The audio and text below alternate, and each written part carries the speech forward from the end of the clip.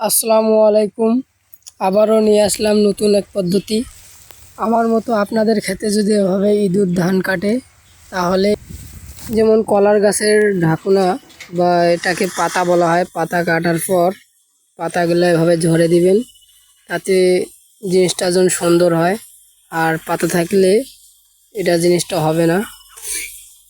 আর এটা করার কারণ হচ্ছে, যেহেতু ইঁদুর ধান খেতে আসে, ইঁদুর তাড়ানোর উপায় এটা, ইঁদুর ভয় খাবে, এটা সাপ মনে করবে।